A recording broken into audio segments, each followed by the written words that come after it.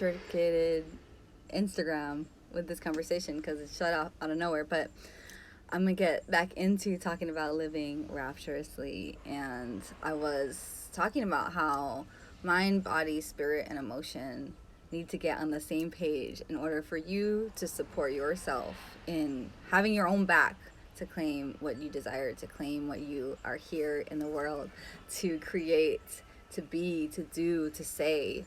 That it is oftentimes we're at war with ourselves, where there's a part of us that really doesn't believe we can have what we want. There's a part of us that's still saying, oh no, it has to be hard, it has to be difficult, it has to be, going against my values or something like that. There's always something that we can look in the eye, and when we look ourselves in the eye and we're honest with ourselves about what we want, about what we desire, about who we came here to be, and allow ourselves to say, okay, desire is natural. It is natural for me to want. It is literally the force that creates world. It's the force that creates life, desire. It is the reason for any art that we see, anywhere we look, anything that is around us is grown from desire, from daring to create a vision, daring to take a step towards a vision that we have. And yeah, you see, Deanna says, I'm my biggest critic. Yeah, we all have an inner critic and we all have an inner judge. And, it also changes throughout our cycles, right? There's parts of our cycles where we have that voice is louder, and parts when it's quieter and we feel more confident. But in general, I think living rapturously requires you to look yourself in the eyes and have these conversations in community, have these conversations with yourself about what it is that you want, and noticing where it is that you tell yourself you can't have that, or where you are listening too closely to what society says you can or can't have, where you are accepting the narrative that has been passed down to you through your family, through your religion, through your culture. So when we look at mind, body, spirit, emotion, when we look at minds, we look at the thoughts and the narratives that we have inherited from around us, and we say, am I in alignment with this? Do I really want to choose to create my life around these narratives, or do I have another way? Do I dare to allow another narrative that has the potential to free future generations and free those around us who see us and witness us choosing a different path? When we talk about body, we sometimes when we move a certain way in our bodies, then we have a feeling like, oh, I shouldn't be doing this, or our bodies feel offline, or we feel dissociated from our bodies. And hi, Kayla. And so that can be where it lives in your body, that feeling of pulling you in the opposite direction from what you desire. And then, in spirit, is there something that is just calling you morning, noon, or night? Is there something that keeps you awake at night, but you shove it out of your mind because you think it just can't happen? Or emotion, where you look at, you have fear of certain emotions that when they come forward, you are afraid to feel them because, it feels too scary. So these are the mind, body, spirit, emotion. We need to get it all on board, moving in the same direction in order to support ourselves towards this path of reclamation, because it does take bravery, it does take courage to dare to live a life on your own terms, to dare to create something out of nothing, to dare to have that career, or have that kind of relationship, or have that kind of lifestyle that you want. It takes courage to put one foot in front of the other, but when you do, that shit is so rewarding. It's so freeing, and it could be in one area of your life and open up doors in many other areas of your life, simply just because you are allowing yourself in that one space. And so I just came back from LA. I just came back to LA from New York. I went there for 10 days. And then my intuition, just like my desire, was telling me, you need to stay longer. And I didn't have real concrete reasons, but I just said yes to that. And I extended my trip once. And then I said yes to it again. I extended my trip twice, which has never happened before, because I was just feeling deeply called. And you know what happened when I did that? like shit came out of the woodworks. Like magic came out of the ethers. I got to manifest things I wasn't even thinking about, you know, things that I have been wanting for a long time, like getting to perform in New York, and not with none other than Lizzie Jeff, which was so dope because I've performed at a bunch of her most recent events virtually and in LA, and then she just happened to be doing her first one in New York when I was there. And I got to meet so many goddesses there, like Kayla, who's here today, who's here now, I think, and so many other goddesses who are just so magical. It was such a powerful space.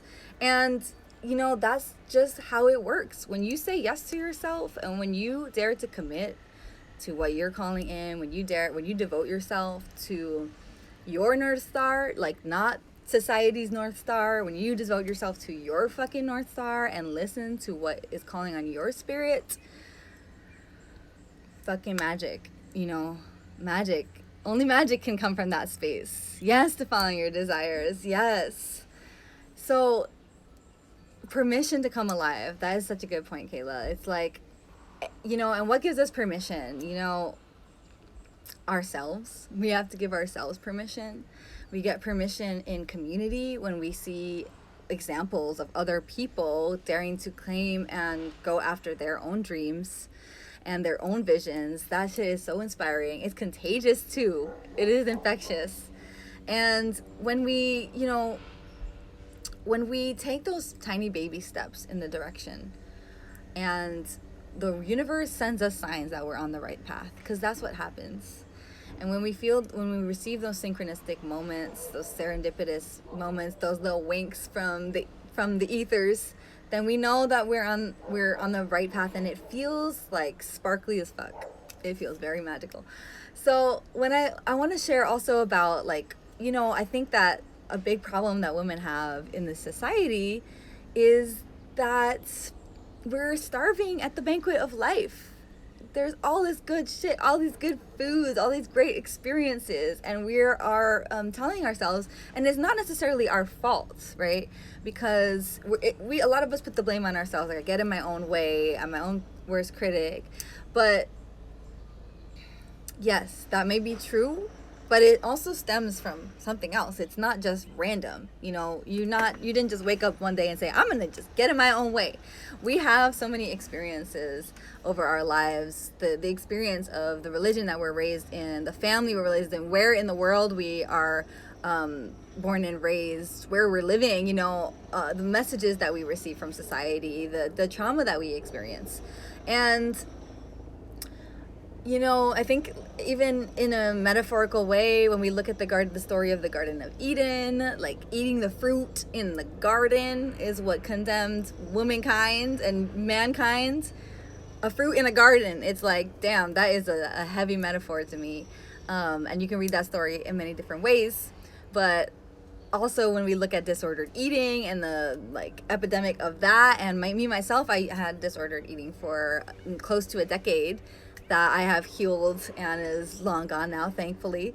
But it's this idea that we have to control ourselves. We have to control our appetites in order to succeed or have what we want. And I think it's the fucking opposite. Like, we have to untame ourselves. We have to let ourselves be wild. We have to give ourselves permission to be what we are, to be who we are, to be who we came here to be. We have to give ourselves the chance to live our lives while we're alive, because no one else can live it for us. And do you really want to get to that place and never have tried to go for what you want? No, of course not. Nobody wants that. And I think like the real experience in my life that anchored this whole philosophy in me came when I was a teenager. I remember a day very specifically where I was writing a paper. I was writing a paper for school. I was so pissed off. I was a perfectionist. I hated school, but I was a perfectionist. So I was doing that work, and it was like a snow day. It was snowing and gloomy, and I was just like, I wasn't in a good space in high school. I was depressed for a lot of high school. And And I remember that day, this feeling of like stress and having to fight my way through life, right? And sadly, on that very same day, my grandfather was coming over to visit in the snow, and he didn't make it into the house. He had a heart attack, which is, you know, I don't say that and to bring this into a tragic shadow based story, but what I say that is to say that like it snapped me out of the slumber that I was in. That moment of realizing how precious life is, like how we squander it and how we waste it with stupid shit. Like being stressed about stupid shit. And it opened up my eyes from that age. Like it really anchored me into an understanding of how this moment is what we got. I mean, we were talking about past lives and future lives. Like we might have those too, but this is the one that we're in right now, and why take your chances on wasting it? That's my philosophy about it. And I use death as a motivation for lit life, like an invitation to life. So that is what I'm rooting us into here, that you are at this banquet of life. You have an invitation to life right now. You get to be here right now. How precious is that? How amazing is that?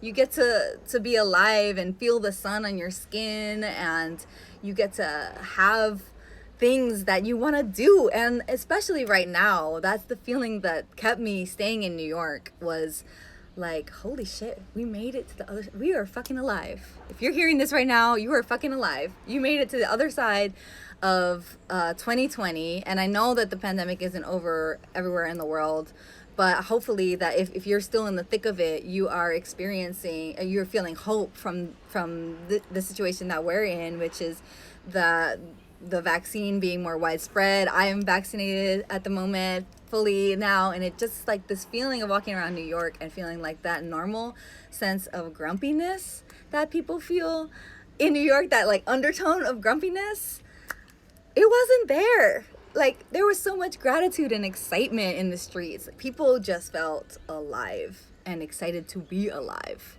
That was so magical, and that's why I said yes to staying in New York. I was like, you know what, I'm gonna ride this wave with my city that I grew up in, that I haven't gotten to experience in such a joyful way in like such a long time. I usually just bounce the fuck out of New York because I'm like, I need to get me back to the mountain, which I'm at now. But all that to say is like, we are alive. The time is now. Look your desires in the eye. Be honest with yourself. Claim that shit for yourself. And you can handle it. I know that a lot of us are scared to move towards what we desire because we're scared of what that's going to be like. We're afraid of how it's going to manifest. We're afraid of what we're going to lose along the way, what we'll have to sacrifice. A lot of that has to do with the archetypes of the starving artist and the martyr and all that good shit, or not so good shit, that we ingest, and that silent suffering that narrative that we ingest, right? But it don't have to be that way. And you can have your back. You can support yourself through in an easeful way. You can find the community that will support you as you go towards your desire. You can navigate the seas of the emotions that come up, because there's gonna be emotions that come up. You're gonna feel like a thunderstorm some days. You're gonna feel like a wildfire some days once you open that door to your appetite. But you don't have to be afraid of your appetite. Your appetite tells you when enough is enough for you. Your appetite tells you when you're ready for the next thing. Your appetite tells you when, oh, I worked so hard for this thing, but actually it doesn't feel right. Okay, you course correct. Listen. You'll stay listening, staying embodied. When you stop being dissociated from your desire, from your body, when you anchor into the present, then from that space, you will know. You will know what the next step to take is. And that's just how it works. The path will tell you where to put your foot next. If you stay present, if you stay open to the possibilities, if you accept that you don't have to claw your way towards what you desire. You don't have to sacrifice a part of yourself to get what you desire. You can take all of that with you. You can go with yourself on the path, and it can be fun. It can be exciting. It can be easy. Yeah, you're gonna have days when it's not, And wouldn't you rather have those days when it's not on the path to where you want to be than just having those days because you're not moving towards where you want to be? I don't know. It's not just me, right? I would rather experience the choppy seas of the unknown, when nobody has gone down the path before me. I'd rather that experience than not even trying to go, and if you feel that way too, then I know we're on the same page, and I know if this is resonating with you, throw up some hearts or let me know in the comments, because I know I'm not alone in this, and I'm so excited, so honored for the women who have joined me in the community space that I'm building this month. We are diving into living rapturously. We're going to talk about it. We're going to be about it this month. So we're going to have our discussion. We're going to have our Pussy Empowered dance class. We're going to have our dance parties. We're going to have a guest speaker. We're going to have a showcase. And all of it is going to be devoted to living rapturously in real time, like now. Calling those feelings into our bodies, awakening that desire from its slumber, holding one another as we go forth on this journey. And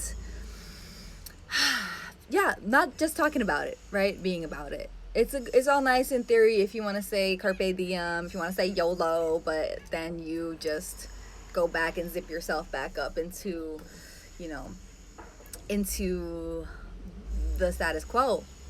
No, break that shit open. We need to crack that shit open and let the juicy nectar ooze out of us once we say yes to ourselves. It feels so good. It feels so good to say yes to yourself. And it starts there, right? It starts with that yes. That yes, like, opens up so much possibility, and not just in the area that you're focused on. In every area of your life, it can't help. It's contagious. It's infectious. Just like being a community of people who are committed to that. So if this is resonating with you and you feel like you want support on your journey of living rapturously, if you feel like you want tools and rituals and community and play and spaces to actually practice that, then hit me up in the DMs. It's not too late to join us. We start at in a couple hours. We have our first live virtual gathering, and every Wednesday we'll meet, and it's gonna be lit. Last month was fire. It was fire, and we had so many beautiful results from the women in that space last month. So I already know it is like the momentum has built. We have so many fucking amazing people in this group. Like, I'm so thrilled to be in this space. And so yeah, if you're feeling the call, DM me. We start tonight, and this membership is an ongoing space where we're gonna be exploring different themes and getting to play in the sandbox of a pussy empowered life. Now, today, real time, not theory, not words, not just blowing smoke up your ass. Like, it can be real, it can be yours. So I hope you enjoyed this conversation. I hope it brought some light to your day. I hope it is a reminder that you can get it. You can do it. You can be it. You already are it. You are that bitch. And you will continue to be. So thank you for joining me. I'm going to post this on my page so you can watch from the beginning if you want to. And I also have a podcast episode on this topic if you want to hear more about what I think about living rapturously in Pussy Empowered Podcast. And yeah, hit me up in the DMs if this resonated with you and you want to know more. All right, I send you so much love. Let's get this shit.